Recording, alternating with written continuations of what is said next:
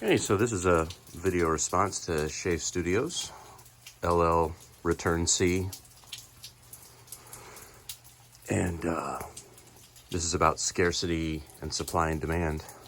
So I went ahead, I took a look at the channel analytics for the Southern Paladin channel.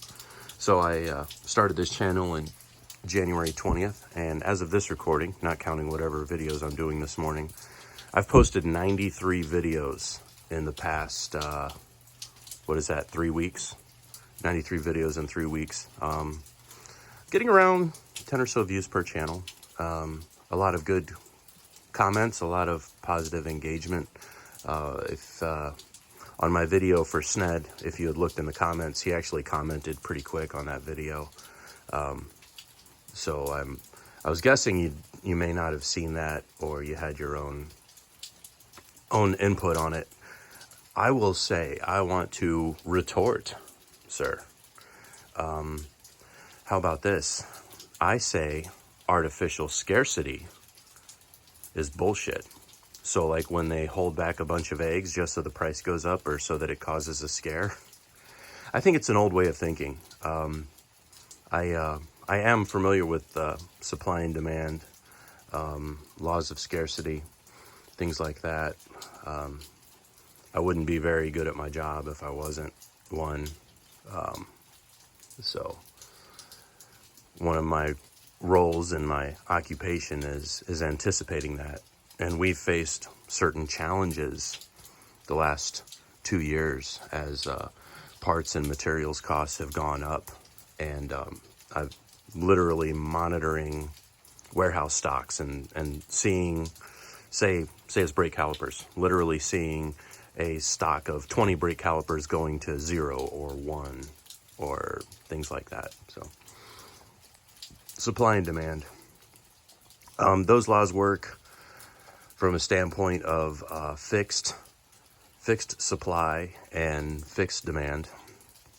I would say in the case of videography, if you look at our sewing circle, our little circle of people, there's 5 of us, maybe 6. I'm getting about those 5 or 6 views at least on every single video, and I'm down with that. And just like you, honest man, I wouldn't say that I'm blowing off steam because I'm going through some shit, but I've discovered something about my creativity process. I am for sure 1/3 of what could make up for some truly great production. I'm a vlog producer. I don't consider myself a influencer or some sort of a star. I believe the reason for the increased ability to make content on this is that I'm behind the camera instead of in front of it, which has really freed up a bunch of reservations that I've had. I'm able to show a few more things. I'm able to talk to a few more people. And I was listening to Lex Friedman and Joe Rogan. They had a podcast a while back. The first time they met, or the first time they had a podcast, Lex was actually at Rogan's location, which he had just gone to Austin from California. But they talk. Now, I'm not on the level of Rogan. However, he puts out a podcast at least every other day that are 2 to 3 hours long, if not every single day, 2 to 3 hours long every single day, and he gets millions upon millions of views. I believe there's a demand for long form content that people will subscribe to. I've told I have a pleasant sounding voice by all who know me, and so regardless of what I'm saying, maybe I can make a nice long video that you go to sleep to. I shot a text to Savage Institute. Speaking of nice voices, that gentleman, he's got a voice on him. That video he did about Haas USMC, I can go to sleep to that, listening to his buttery words, about editing content and terabytes of computing power, I can listen to that on the loop, buddy. On a loop. But I dig your input, and I guess my comment made me want to circle back, and I got to watch your video again, your longer video that you put up today, to see if you actually answered the question about you being bored with my content, because I don't think you actually directly answered that, which unless you did in a way by saying that you don't care.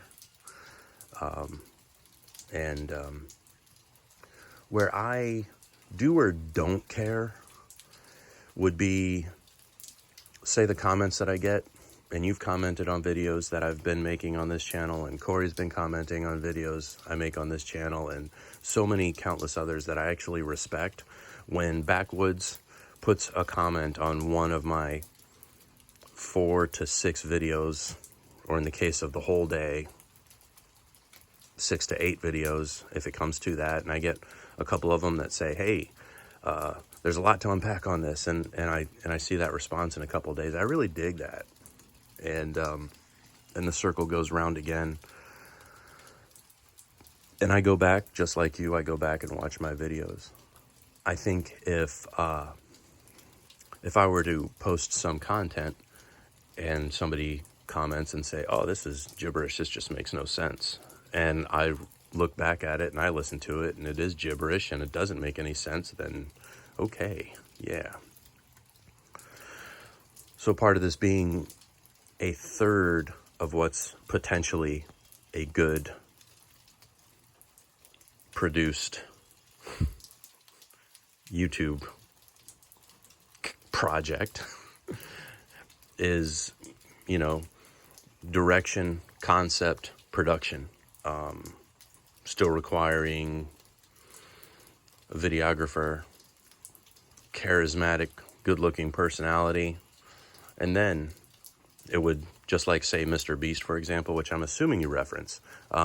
He puts up about 2 to 3 videos per week if you count all of his channels. Like, he's got a Beast Reacts content, but the reason for him not saturating is because it's literally taking him a week to produce those videos. He actually has an A team and a B team, and it takes about 2 weeks per production to make a video.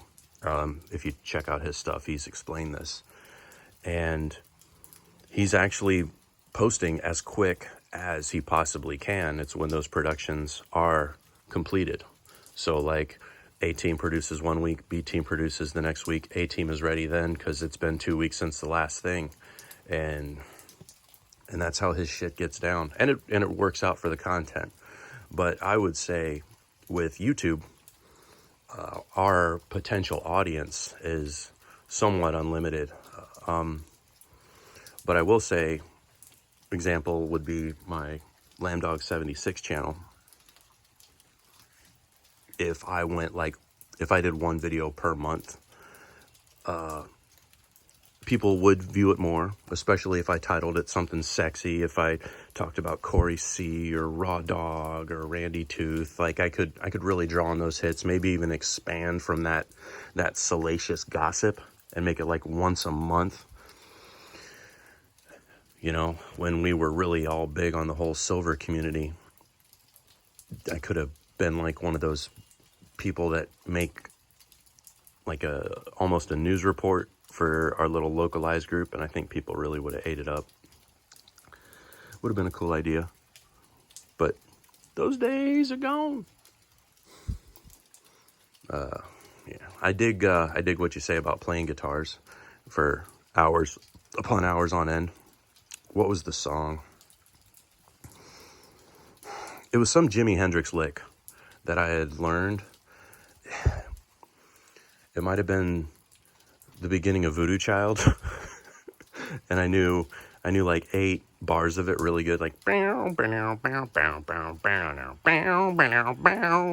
and so there I was playing it in the living room, and my poor wife, and I've got this like little miniature Marshall amplifier, this little tiny one. I don't know if you have one that works on 9-volt batteries.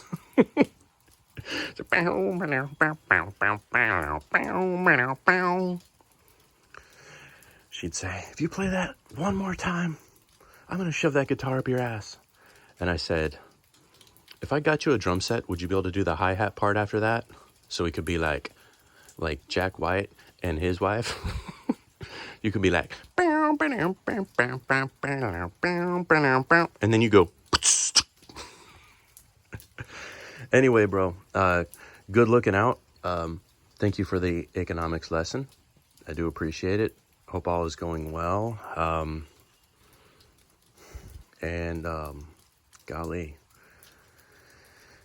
I might do a video about homeowners associations. No, I'm just kidding. I'm just playing, y'all. Got a rainy day, so no telling what's gonna happen today. For the rest of y'all, be good.